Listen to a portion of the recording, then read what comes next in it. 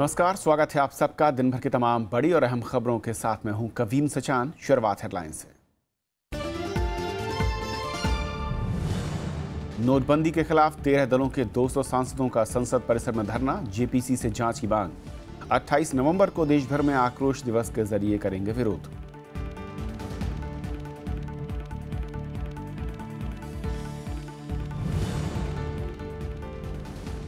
संसद में लगातार 5वें दिन गतिरोध, प्रधानमंत्री से जवाब पर अड़ा विपक्ष। वेंकैया नायडू ने कहा, नोटबंदी का फैसला नहीं होगा वापस।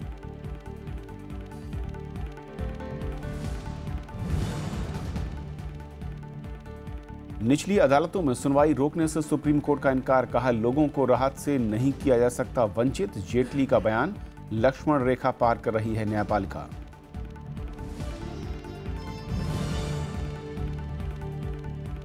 नाबार्ड से किसानों को मिलेगा 21,000 करोड़ रुपया। 31 दिसंबर तक डेबिट कार्ड से लेन देन पर नहीं लगेगा सेवा कर। इलेक्ट्रॉनिक वॉलेट से 20,000 तक कर सकते हैं भुगतान।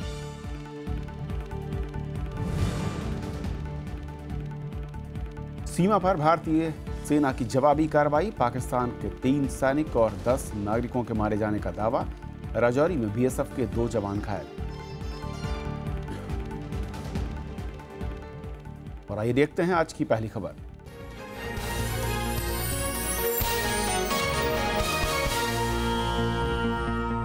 नोटबंदी के बीच सरकार ने किसानों के लिए आज कुछ और राहत दी है। सरकार ने सहकारी बैंकों को 21,000 करोड़ रुपए देने का फैसला किया है। जिला सहकारी बैंक को यह रकम नाबार्ड के जरिए दी जाएगी। वहीं 31 दिसंबर तक सभी डिजिटल ट्रांजैक्शन पर चार्ज नहीं लगाने का भी फैसला किया गया। नोटबंदी के 15वें दिन सरकार ने किसानों की मदद के लिए कई अहम फैसले लिए। आर्थिक मामलों के सचिव शक्तिकांत दास ने बताया कि नाबार्ड ने जिला केंद्रीय सहकारी बैंकों के लिए 21,000 करोड़ रुपए की अनुमति दी है, जिससे किसानों को कर्ज और नकदी की दिक्कत ना आए। All DCCBs which require funds for sanction of crop loans in the current Rabi season, the list of such DCCBs and the quantum required by each of such DCCB has been given to the banks. They have been given to the NABARD. They have been given to the Reserve Bank of India. नोटबंदी के बीच cashless economy को बढ़ावा देने के लिए कई फैसले लिए गए हैं। इलेक्ट्रॉनिक वॉलेट से पेमेंट की सीमा 10,000 से बढ़ाकर 20,000 रुपए की गई है। वहीं 31 दिसंबर को रुपए, ई वॉलेट और ई कॉमर्स ट्रांजैक्शन पर किसी तरह का चार्ज नहीं लगेगा। सरकार ने डेबिट कार्ड से पेमेंट पर सर्विस चार्ज पूरी तरह से हटा लिया है। Now on debit cards, the charges being levied by the banks and the switching charges would stand completely waived. So there will be no charge on use of debit cards. Railway ticket खरीदने वालों को सरकार ने 31 दिसंबर तक विशेष राहत दी है। अब online ticket book कराने पर यात्रियों को किसी तरह का सर्विस चार्ज नहीं देना होगा। इधर सुप्रीम कोर्ट ने नोटबंदी के खिलाफ निचली अदालतों में सुनवाई पर रोक लगाने से इनकार कर दिया है। कोर्ट ने कहा कि इन अदालतों से लोगों को तुरंत राहत मिल सकती है। वहीं दिल्ली हाईकोर्ट ने रोजाना कैश निकासी की सीमा बढ़ाने से जुड़ी याचिका पर अंतरिम आदेश जारी करने से इनकार कर दिया। इस बीच नकदी के लिए बैंकों और एटीएम में लोगों की लाइनें लगी हुई हैं। सरकार का दावा है कि अब तक 80,000 से ज्यादा एटीएम रिकैलिब्रेट कर दिए गए हैं। नोटबंदी से देश भर में कारोबार पर भी बुरा असर पड़ा है। इस बीच ऑनलाइन हेल्थ सर्विस में 25% तक की बढ़त दर्ज की गई है। Bureau report, Rajya Sabha TV. उधर डाकघर के बचत खातों में 500 और 1000 के पुराने नोट जमा कराए जा सकते हैं। वित्त मंत्रालय ने आज इसका ऐलान किया। मंत्रालय ने कल कहा था कि पुराने नोटों को छोटी बचत योजनाओं में जमा नहीं कराया जा सकता, और इसके बाद मंत्रालय का स्पष्टीकरण सामने आया और डाकघर के बचत खातों को इससे अलग रखा गया है। आरबीआई ने भी बैंकों से कहा है कि वो बचत योजनाओं में पुराने नोट जमा नहीं करें। छोटी बचत योजनाओं में डाकघर की योजनाएं, पीपीएफ और सुकन्या समृद्धि योजना शामिल हैं।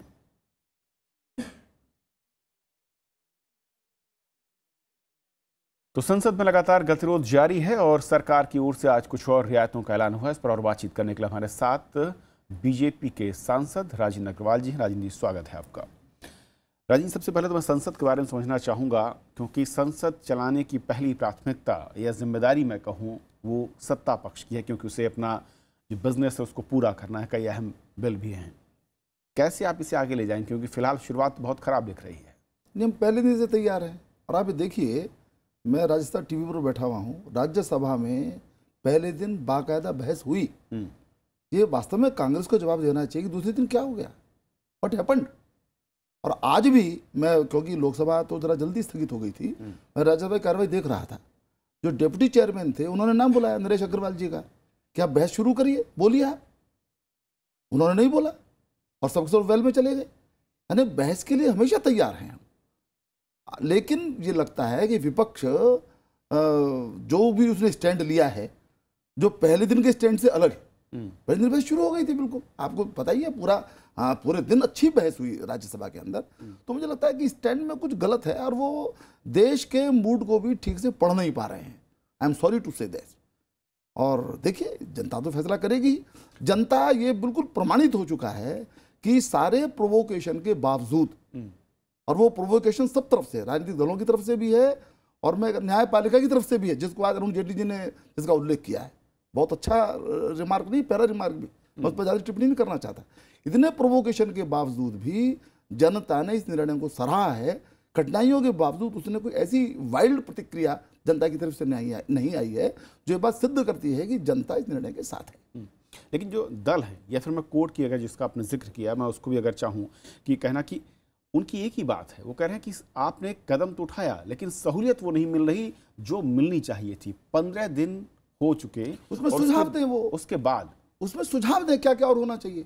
देखिए, ये बात तय है, इतना बड़ा निर्णय, इतना जो है दूरगामी निर्णय, और जिसका इतना बड़ा आकार हो, 86% नोट, 14 लाख करोड़ कुल करेंसी के जो बड़े डिनोमिनेशंस हैं, उनको बदलना कोई छोटा काम नहीं था। ये बड़ा काम था और इसलिए प्रधानमंत्री जी ने, वित्त मंत्री जी ने उसकी गंभीरता को फ्रॉम डे वन वो समझ रहे हैं। ऐसा नहीं कि ये बातें बाद में ध्यान में आई हैं, शुरू से ध्यान में आई है उनके। और वो जैसे जैसे और चीजें आ रही हैं उसका उपाय भी किया जा रहा है। आज भी कुछ घोषणा हुई है, कल भी कुछ हुई थी। तो हम विपक्ष से कह रहे हैं कि आपका अपना अनुभव है, आपने देश को चलाया बहुत समय तक, या आप देश को विभिन्न प्रदेशों के अंदर प्रदेशों को चला रहे हैं, हमको सुझाव दीजिए आप, हम सुझाव को मानेंगे। लेकिन माने ये जो रुख है, आप जरा सोचिए, या तो ये कहें कि साहब हम इस टाइप के बिल्कुल खिलाफ हैं, ये नोटबंदी होनी ही नहीं चाहिए थी, ये काले धन के खिलाफ कार्रवाई होनी ही नहीं चाहिए, ऐसा तो कह नहीं पा रहे वो। नहीं, विपक्ष तो ये कह रहा है कि फैसला आप करें, क्रेडिट आप ले जाएं, और जब आप फंस जाएं तो आप कहते हैं सुझाव आप। हम फंसे ही नहीं है, हम पूरी कोशिश कर रहे हैं। बल्कि अच्छा ये होता है कि विपक्ष भी साथ खड़ा होता है। जैसे जीएसटी के अंदर हमने कहा, देश ने भी समझा, चाहे थोड़ा देर से आए, लेकिन कांग्रेस साथ में आई, बाकी लोग साथ में आए, सबने आभार भी व्यक्त किया उनको। देश ने भी समझा कि नहीं भाई ठीक है, कुछ राष्ट्रीय महत्व के विषयों के ऊपर ये दल जो है अपनी जो दलीय सीमाएं उनसे ऊपर उठ करके फैसले करते हैं। इसके अंदर भी साथ आ सकते थे, वो कह सकते नहीं, निर्णय बहुत अच्छा है और हमसे जो कुछ जहां पर हो सकेगा हम वो आपकी मदद करेंगे, ये और करिए आप। तो उससे अपना मैसेज जाता। और मैं समझता हूं कि मैं जो प्रारंभ में मैंने बात कही कि जनता के मूड को ठीक से पढ़ने में बड़ी भारी गलती हुई है। और मैं एक बात और कहना चाहता हूं, मुझे कांग्रेस से ज्यादा कुछ तकलीफ नहीं है। कांग्रेस के स्वभाव में भ्रष्टाचार है। माने नेहरू जी भी थे the greatest leader after independence, उनके समय में भी मुद्रा का वो कांड हुआ था। फिर इंदिरा जी ने तो यहाँ तक कह दिया कि भाई भ्रष्टाचार तो अंतर्राष्ट्रीय फिनोमेना है। धीरे धीरे 15 पैसे की बात राजीव गांधी जी ने कही, परंतु कोई उपाय नहीं हुए। पिछले 10 साल की जो यूपीए की सरकारें थी वो भ्रष्टाचार के लिए प्रसिद्ध रही। लेकिन मुझे कांग्रेस से शिकायत नहीं है, उनसे मुझे यही अपेक्षा थी। और उनके यहाँ आज नेतृत्व का संकट भी, उस पर मैं टिप्पणी नहीं करना चाहता।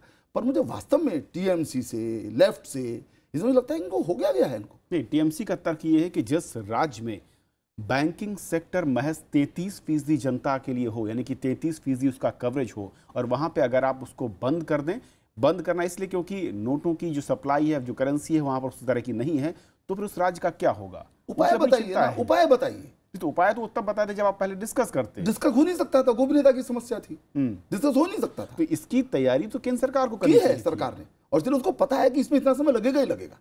जैसे कोई बीज डाला जाता है, पौधा बनने में समय लगता ही लगता है, देयर इज नो शॉर्टकट। तो ये शॉर्टकट हो ही नहीं सकता। इसके अंदर वास्तव में राजनीतिक दलों को अपनी संपूर्ण बुद्धिमत्ता के साथ, अपने संपूर्ण कैडर के साथ जनता के साथ खड़ा होना चाहिए था। उनको इस बात के लिए तैयार करना चाहिए था कि ठीक है, ओके, कहीं ना कहीं से कुछ व्यवस्था भी कर सकते तो लोकल लेवल के ऊपर, वो उन्होंने नहीं किया। और उसके कारण से मैं फिर कह रहा हूं कि जनता इतनी तकलीफ के बाद भी इस निर्णय को उचित समझती है। इस बात को समझने में हमारे कुछ विपक्षी दलों ने बड़ी भारी भूल की है। निर्णय तो कमोबेश मैं कहूं कि सभी दल कह रहे हैं कि ठीक है। जो आलोचना है या जिसको लेकर उनका विरोध है, वो कहते हैं तरीके को लेकर। वो कह रहे हैं कि करप्शन कम करने के लिए कदम उठाया गया। आप दूर दराज के बैंक में जाइए, बैंक मैनेजर या कर्मचारी या जो पुलिसकर्मी वहां पर लगे हुए हैं, कुछ की मैं बात कर रहा हूँ, वो कुछ कमीशन लेकर आपके पैसे को दे रहे हैं। अभी भी ब्लैक का वाइट चला है, प्रॉपर्टी सेक्टर में चले जाइए, सोने में चले जाइए, आप ट्रांसपोर्ट सेक्टर में चले जाइए, तो फिर कैसे रुकेगा खेल? क्या वो पतले सकरे रास्ते जहां पर बड़े लोग बच रहे हैं और आम आदमी कतार में खड़ा है? एक बड़ी पुरानी कहावत है, स्वभावो दुरतिक्रमः, स्वभाव को बदलना कठिन होता है। एक 70 साल की हमने प्रैक्टिस बनाई, हमको भ्रष्टाचार के माहौल में जीने की आदत जो है ये डलवाई गई, उसको बदलना आसान नहीं है। फिर क्या तरीके हैं उसके? नंबर 1 जो नेतृत्व है, there should be some icon. आज नरेंद्र मोदी बिल्कुल निष्कलंक भ्रष्टाचार मुक्त सरकार को देने में सफल हुए हैं। एक तो व्यक्ति की बात होगी, दूसरी व्यवस्था की बात होगी। हम उस सिस्टम को देने की कोशिश कर रहे हैं, हमें जानते हैं इसमें लीकेजेस हैं, और खासतौर से लीकेजेस तब जरूर होंगे जब सारे लोग राजनीतिक दल हमारा सहयोग नहीं कर रहे हैं, तो ये होंगे, हम ये जानते हैं इस बात को। इसके बाद भी मैं समझता हूं कि इतना बड़ा स्टेप लिया गया, इस स्टेप के कारण से होगा थोड़ा बहुत 5% का लीकेज हो जाएगा, हम समझते हैं इसको, फिर देखेंगे उन लीकेज को दुरुस्त करेंगे। अब अन्य स्टेप हैं, वो तो खुद प्रधानमंत्री जी ने भी कहा कि मेरे दिमाग में और भी बातें हैं। और फिर हम कह रहे हैं हम विपक्ष से संपूर्ण सहयोग की इच्छा रखते हैं, उनके संपूर्ण जो उनके भी सुझाव होंगे उनका सम्मान करते हैं, हमको वो दें, हमको बताएं आपको ये और करना चाहिए, हम करेंगे। भ्रष्टाचार के खिलाफ लड़ाई में उनको साथ आना चाहिए, और मुझे ये अपेक्षा है, मैं अगेन कह रहा हूँ, मैं दोबारा कह रहा हूँ, कांग्रेस से मुझे ज्यादा अपेक्षा नहीं है, पर छोटे दलों से मुझे अपेक्षा थी। चलिए राजेंद्र जी, उम्मीद करते हैं कि जो ये डेडलॉक है, जो गतिरोध है, ये खत्म हो, और जिस मसले को लेकर जो कदम सरकार ने उठाया है और जनता अगर साथ में हो और परेशानी है उसको दूर करने के लिए साझा तौर पर राजनीतिक दल प्रयास करें। बहुत बहुत शुक्रिया आपका इस चर्चा में आने के लिए। थैंक यू, धन्यवाद। कांग्रेस समेत 13 विपक्षी दलों ने नोटबंदी का विरोध तेज कर दिया है और इन दलों के सांसदों ने आज संसद परिसर में प्रदर्शन किया। विपक्ष ने चर्चा के दौरान प्रधानमंत्री की मौजूदगी और सूचनाएं लीक होने की जेपीसी जांच की मांग भी की। संसद परिसर में मानव श्रृंखला बनाते विपक्षी सांसद। नोटबंदी के खिलाफ विपक्षी दलों ने एकजुटता दिखाते हुए बुधवार को प्रदर्शन किया। कांग्रेस समेत 13 विपक्षी दलों के करीब 200 सांसदों ने इस विरोध में हिस्सा लिया। विपक्ष ने आरोप लगाया कि नोटबंदी का फैसला हड़बड़ी में लिया गया है, जिससे कई लोगों की जान गई। कांग्रेस उपाध्यक्ष राहुल गांधी ने इसे घोटाला बताया और जेपीसी जांच की मांग की। इस डिसीजन के पीछे एक स्कैम है। हमें लगता है कि प्रधानमंत्री, उनके प्रेसिडेंट, उन्होंने अपने लोगों को इसके बारे में पहले बताया है, तो उस पे जेपीसी होनी चाहिए। विपक्षी दलों ने प्रधानमंत्री पर चर्चा से भागने का आरोप लगाया और कहा कि इस वजह से ही संसद की कार्यवाही में बाधा आ रही है। महामहिम राष्ट्रपति जी से ये आग्रह करती हूँ कि वो प्रधानमंत्री जी को सम्मान करें, उनको बुलाएं और उनको बुलाकर उनको ये कहें कि ये जो आपके फैसले से जो विभिन्न प्रकार की जो समस्याएं उत्पन्न हो गई हैं, तो उनको वो दूर करें। सरकार जवाबदेही सरकार की हो पार्लियामेंट में और पार्लियामेंटेरियंस की हो जनता के सामने। आज प्रधानमंत्री आकर ये जवाबदेही से जो मुकर रहे, पार्लियामेंट के सामना ही नहीं करना चाहते, उसके चलते हुए पार्लियामेंट डिस्टर्ब हो रहा है। इन दलों की मांग है कि नोटबंदी का फैसला वापस लिया जाए और प्रधानमंत्री चर्चा में हिस्सा लें। हम लोगों ने भी संकल्प लिया है कि जब तक प्रधानमंत्री हम लोग की पूरी बात नहीं सुनेंगे, जवाब नहीं देंगे, नोटबंदी वापस नहीं लेंगे, जेपीसी गठित नहीं करेंगे, तब तक हम भी नहीं मानेंगे। It is when you are making outside, you are answerable to the parliament, and when the parliament is in sessions, he should come here. He should listen to us and then respond, or why he has done that, or what is going to happen. Instead, he is going to the public and giving some message on apps means this is unbecoming of a prime minister. सरकार ने विपक्ष की मांग नामंजूर कर दी और कहा कि किसी भी सूरत में नोटबंदी का फैसला वापस नहीं लिया जाएगा। बहुमत हमारा पास है, निर्णय सरकार ने गरीब लोगों के हित में लिया है। और ये अरविंद केजरीवाल, ममता बनर्जी कह रहे इसको वापस ले, वापस लेना मोदी जी का खून में नहीं है जी, कभी भी वापस नहीं लेंगे। विपक्षी दलों ने 28 नवंबर को देश भर में आक्रोश दिवस मनाने का फैसला भी किया। कृति मिश्रा, राज्यसभा टीवी। उधर टीएमसी प्रमुख ममता बनर्जी ने आज जंतर मंतर पर प्रदर्शन किया। उन्हें समाजवादी पार्टी, जेडीयू, एनसीपी और आम आदमी पार्टी से साथ मिला। हालांकि ममता बनर्जी ने आरोप लगाया कि केंद्र की बीजेपी सरकार आम जनता के बीच अपनी साख खो चुकी है।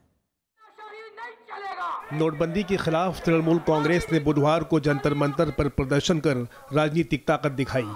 पार्टी प्रमुख ममता बनर्जी ने आरोप लगाया कि नोटबंदी से जनता के लोकतांत्रिक अधिकार छीन लिए गए हैं।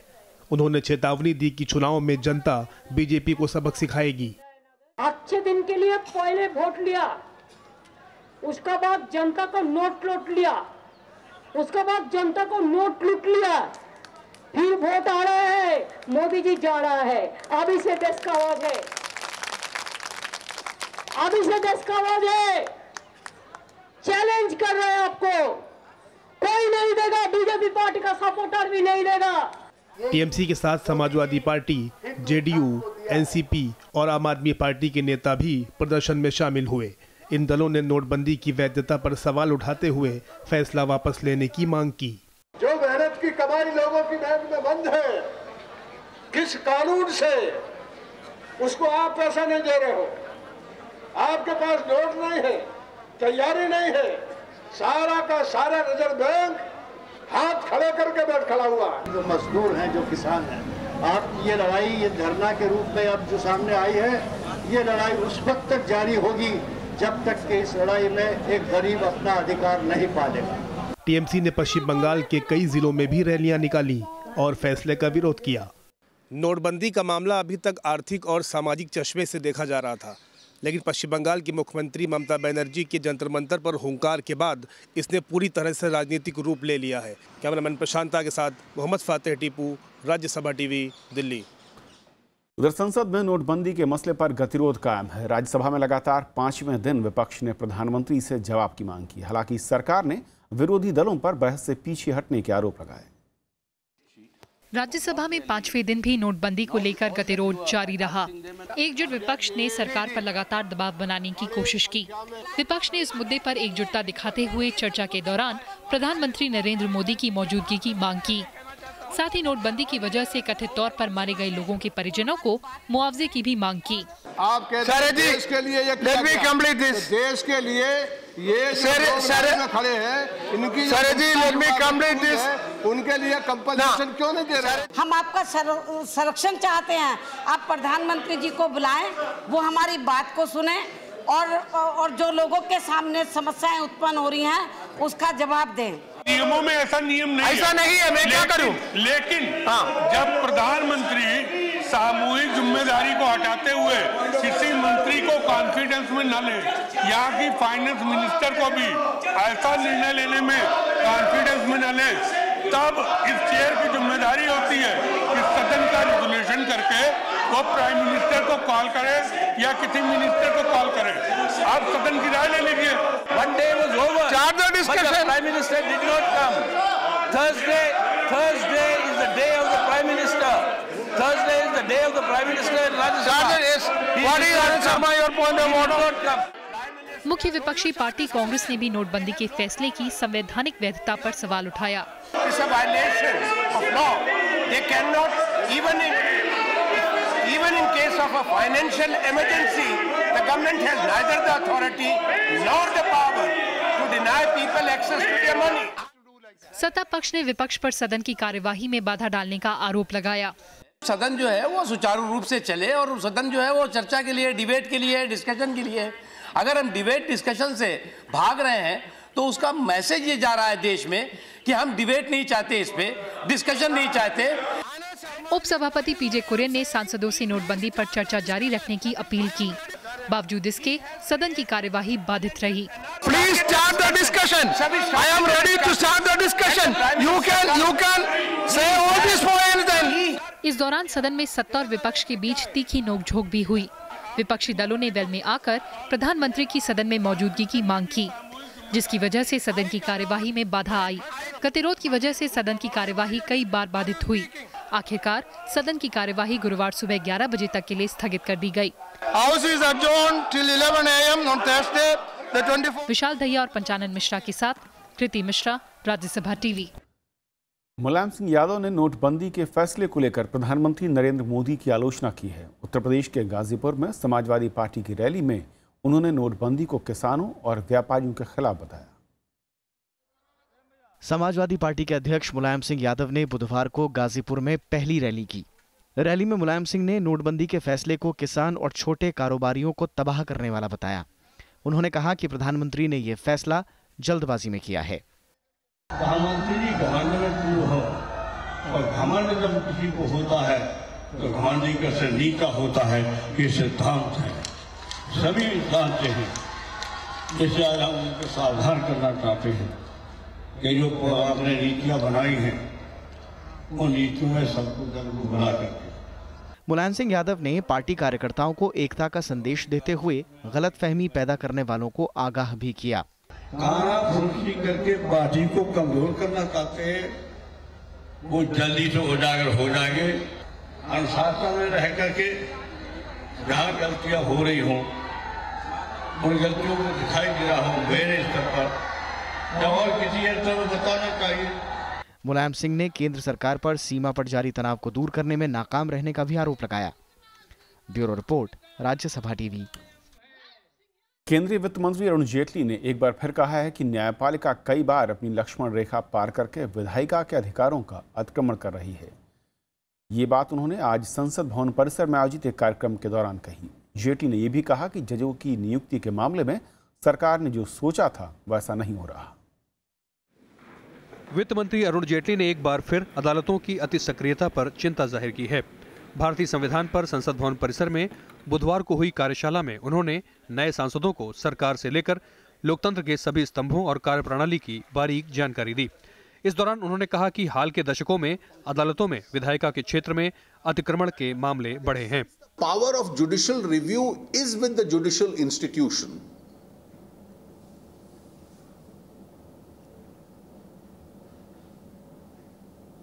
Even an erroneous interpretation by the court has a tendency to become the law. So the judge's view is final. It is not necessary that it is infallible. Arun Jaitley ने इस दौरान जजों की नियुक्ति के लिए लाए गए एनजेसी कानून और सुप्रीम कोर्ट की ओर से उसे रद्द करने का भी जिक्र किया। उन्होंने कहा कि जजों की नियुक्ति के बारे में सरकार ने जो सोचा था आज उसके विपरीत हो रहा है। You can interpret the constitution to give it some purpose by giving a possible meaning, which is different from the language, but you can't say exactly the opposite. और इसलिए नियुक्तियों की कल्पना किसी और तरीके से थी, आज किसी और तरीके से हो रही है। लोकसभा सचिवालय की ओर से स्पीकर्स रिसर्च इनिशिएटिव के तहत इस कार्यक्रम का आयोजन किया जाता है, जिसका मकसद सांसदों को देश के संविधान के साथ संसदीय प्रणाली की जानकारी देना है। ये कार्यशाला 25 नवंबर तक चलेगी। पंचानन मिश्रा, राज्यसभा टीवी। लोकपाल की नियुक्ति में सरकार की ओर से हो रही देरी पर सुप्रीम कोर्ट ने नाराजगी जताई है। कोर्ट ने पूछा कि लोकपाल कानून 2014 में बना था, लेकिन अब तक लोकपाल की नियुक्ति क्यों नहीं हो सकी।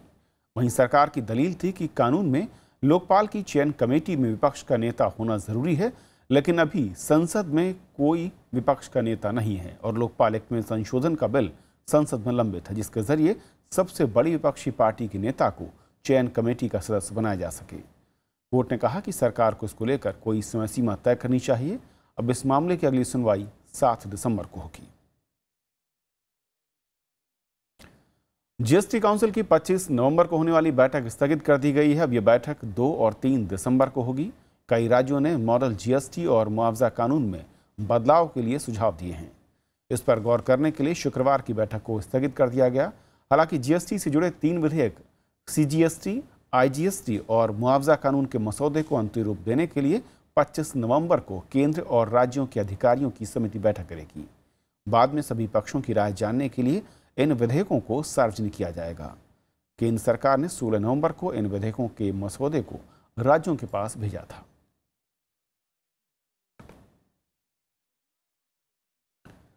नोटबंदी का असर मुद्रा बाजार पर भी दिख रहा है। डॉलर के मुकाबले रुपया 9 महीने के निचले स्तर पर पहुंच गया। आज रुपए में 31 पैसे की गिरावट आई। $1 की कीमत 68 रुपये 56 पैसे तक पहुंची और इसकी वजह निर्यातकों की ओर से डॉलर की भारी मांग और विदेशी मुद्राओं के मुकाबले डॉलर का मजबूत होना बताया गया। पिछले हफ्ते भी रुपए में तेज गिरावट आई थी। हालांकि शेयर बाजार में आज थोड़ी तेजी रही और करीब सेंसेक्स 91 अंक बढ़त के साथ बंद हुआ। हिमाचल में 3 जवानों की मौत के बाद सेना ने नियंत्रण रेखा पर जवाबी कार्रवाई शुरू की है, जिसके बाद पाकिस्तान ने दावा किया कि भारत की फायरिंग में उसके 3 जवान और 10 नागरिक मारे गए हैं। पाकिस्तान की ओर से गोलीबारी में आज बीएसएफ के 2 जवान घायल हो गए। पाकिस्तानी सेना ने बुधवार को कई जगहों पर फायरिंग की। सीमा पार से भारतीय चौकियों के साथ रिहायशी इलाकों को निशाना बनाया गया। राजौरी जिले में बीएसएफ के 2 जवान घायल हो गए। लोगों को जान बचाने के लिए बंकरों में शरण लेनी पड़ी। पहले उनका यहाँ पर फायर पड़ा तो फिर इन्होंने मुंहतोड़ जवाब दिया, क्योंकि हमारे जो हिंदुस्तान की आर्मी है ये किसी से पहले नहीं आगे उन पर हमला करती, क्योंकि पहले उनका हमला होता। बहुत बड़े डरे हुए हैं, क्योंकि बाहर अंदर जाने का क्योंकि बहुत बड़ी परेशानी बनती है, क्योंकि डरे हुए लोग हैं। फायरिंग में कहाँ जा सकते हैं बॉर्डर। भारतीय जवानों ने भी पाकिस्तान की तरफ से फायरिंग का पुरजोर जवाब दिया। सेना ने माछिल में 3 भारतीय जवानों की मौत का बदला लेने के लिए जवाबी कार्रवाई शुरू की है। नियंत्रण रेखा के पास पाकिस्तानी सेना और आतंकियों के किसी दुस्साहस का पुरजोर जवाब दिया जा रहा है। गृह मंत्री राजनाथ सिंह ने दिल्ली में वरिष्ठ अधिकारियों के साथ बैठक कर हालात की समीक्षा की। अपनी सेना पर पूरा विश्वास रखिए, भरोसा रखिए, इतना ही कहूंगा। पाकिस्तान का दावा है कि भारतीय सेना ने नीलम घाटी में गोलीबारी की, जिसमें उसके 3 जवानों की मौत हो गई, जबकि 10 नागरिक मारे गए। पाकिस्तान ने दुनिया भर में कश्मीर मुद्दे को उठाने के लिए एक उच्च स्तरीय समिति बनाई है। वहीं अगले महीने अमृतसर में होने वाले हार्ट ऑफ एशिया सम्मेलन में पाकिस्तान हिस्सा लेगा। पाकिस्तानी प्रधानमंत्री के सलाहकार सरताज अजीज इसके लिए भारत आएंगे। Bureau report, Rajya Sabha TV. तो खबरों के आज के सफर में इतना ही। नमस्कार।